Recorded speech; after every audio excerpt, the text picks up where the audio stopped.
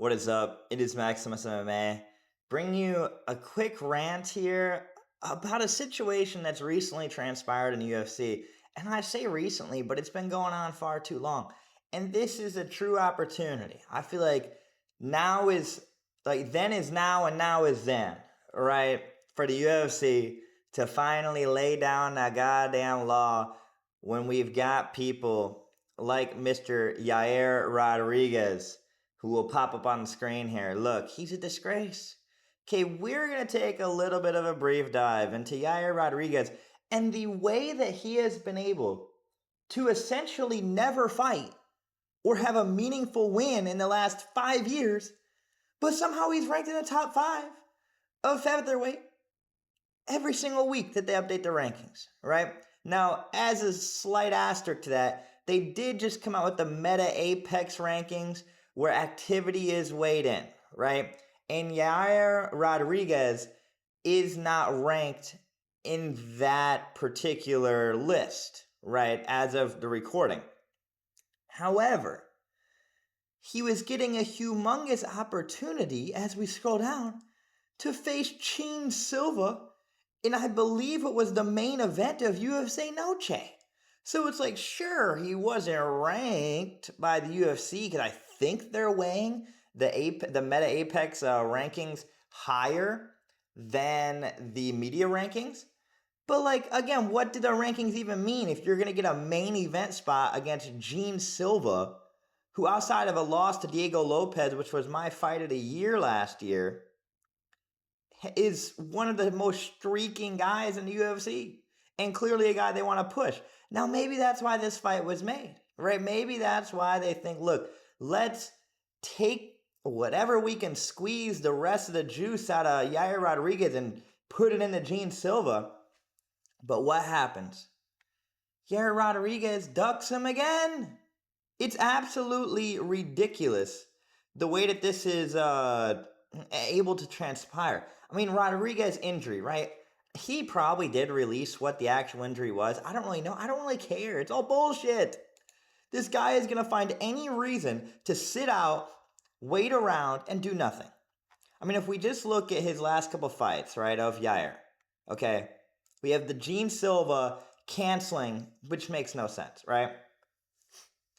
Over a year and 4 months ago now, he took on Patricio Pitbull, I believe, which was his UFC debut, yeah.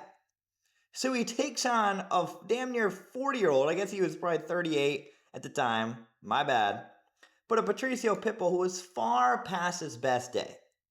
And then before that, he loses to Brian Ortega, who is completely washed at this point. So like a terrible loss.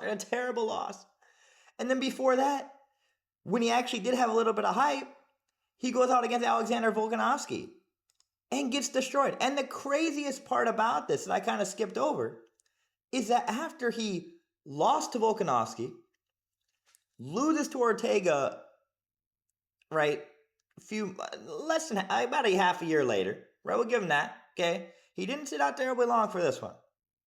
But then he sits out forever after he loses to Ortega and then beats Pitbull on the Volkanovski-Lopez 1 card. I know we're on Volkanovski-Lopez fucking 20 card now, right? But listen to this after the fight. No, but I'm going to leave everything to the UFC. Obviously, you've got guys like Mosva, who's undefeated. I'd love to take that 0. You know what I mean? Like, we've got to see what the UFC say. I heard, I've seen him trying to get other fights. I don't know, is that right? Like, there was rumors that he was going to fight Pete. But I even seen him tweeting that he wants to fight someone in May and doing all this sort of stuff. So maybe he's had the chats and they want him to have one more fight. I don't know. So I don't know that situation, but I'll see how things are. I'd love to say, I told you I want to get straight back in there. I still do. But I'm going to have to maybe look at a couple of things. Yair seems to think you would go to Mexico to fight him in that big Guadalajara show in September. Is that something you'd be willing to do? September. I mean, if everything's good, I'd probably like to. And you guys get the gist of it, right? Obviously, Volkanovski's the champion, right? He had just won again against Diego Lopez at this point.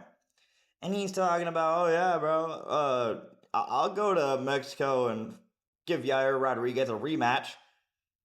In a fight that he got dominated and finished in, by the way, by Volkanovski. So you go out there, you get dominated and finished by the champion. 6 months or so later, right? Then you go out there and then you get submitted by Brian Ortega, who's a bum at this stage of his career. And then you beat a UFC debut guy who's 38 years old in a decision. And then you have the guts to call for a title shot? Who is this guy? I mean, seriously, he beat Brian Ortega in a fluky win before the rematch where he lost. He submits a Josh Emmett, who at the time was 38, and keep in mind, oh well, okay, let's see how maybe Josh Emmett went on a tear, man. Maybe he beat the world beater Josh Emmett, so he's like, hey man, that win in 2023 holds a lot of weight. Let's look at Josh Emmett after that fight. Loss. Nasty win. Loss. He's damn near retired. For that, he lost to Max Holloway, was completely outclassed. And he beats Jeremy Stevens. Oh, Jeremy Stevens, man. People forget, man. Who the fuck is that guy? Who is that? It's just disgusting. Obviously, he had a nasty last-second elbow win against Chan Sung Jung. But, like, the point that I'm just trying to make, bro, it's just so corny how this guy operates. I mean, you're 33. Like, I don't understand. And the fact that you go to the UFC rankings, we go to featherweight here. We got Volkanovski. Yair Rodriguez is number 5. Does this look like a top 5 fighter in the UFC based on his body of work? Now, again, if we go to the meta rankings, okay, he's gone. But it's like when you're getting an opportunity to fight a guy who's ranked number 6 in a main event of what we're going to call a special card because it's Noche, I just kind of find it ridiculous. I find it ridiculous. You know, this guy is always, I mean, let's just look at his Instagram. He's always out here. He's posting more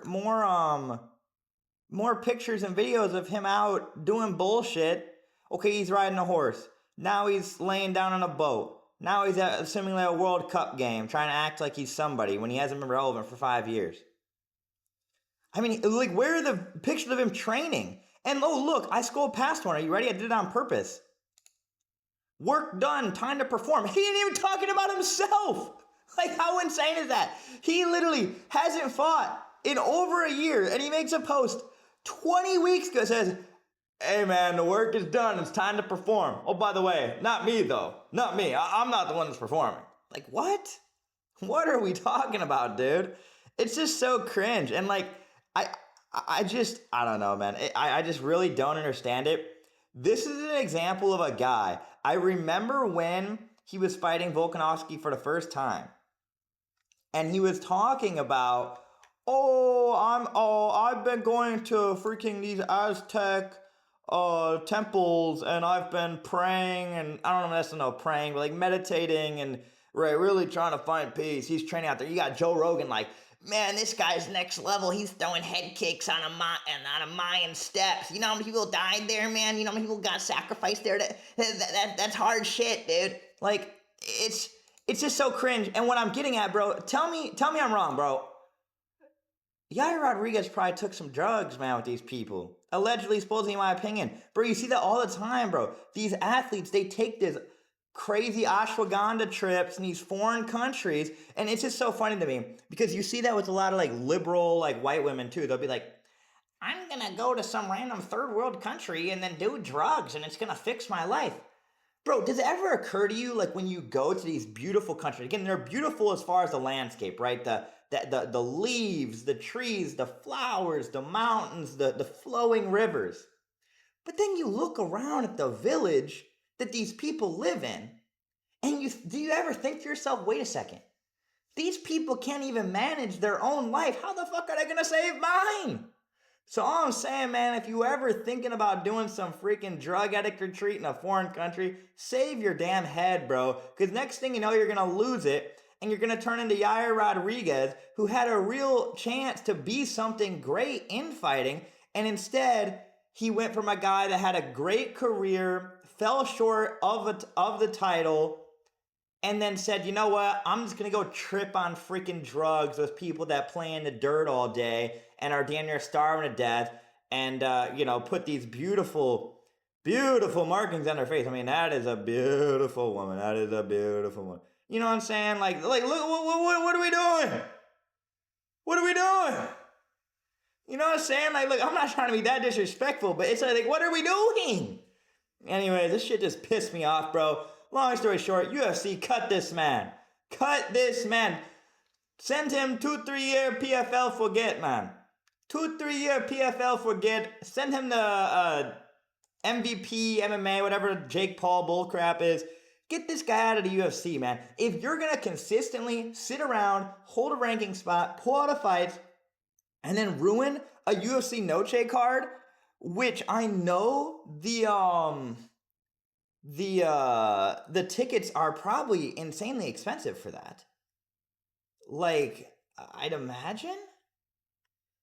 Let's see. And look, they haven't even changed it on it. They haven't even changed it. That's crazy. That's false advertising. I can't believe it. And of course, they replaced him with Jose Delgado, which, like, again, Jose Delgado's good, bro, but like, you're paying $267 to sit in the nosebleeds to watch Jose Delgado? Come on, man. Anyways, I'm just saying, it's a disgrace. Get this man out of the UFC. Look, fighting is like 80% mental. I get it. Yair Rodriguez has all the moves on the ground. He's got all the kick animations equipped, all right? He's got all the VC to buy all the animations. But what does he not have? He doesn't have his fucking brain, bro. His brain's not in the game anymore. He did too many drugs in a freaking third world country. Let's send him to MVP MMA, and if he doesn't want to do that, he can go and live in the favela with these people, okay? He can go be with these people, or he can decide that he wants to be a fighter and lock the fuck in. But at this point, send him 2-3 years PFL forget. Or he something tells me, bro, he's gonna get knocked out like one more time. He's gonna be this dude. Like, bro, I'm praying he's not. It's just too much. I can't, bro. But as always, it was Maximus MMA. Let me know what you think. Should Yair Rodriguez be cut? Should they somehow give him another chance? I just don't know what you do with him, man. How can you trust this guy? The juice is not worth the squeeze at this point. Featherweight has a lot of new guys. Contender Series this year is going to be awesome. It's off to a good start. Out with the old and with the new. As always, Maximus MMA. I'll see you in the next one.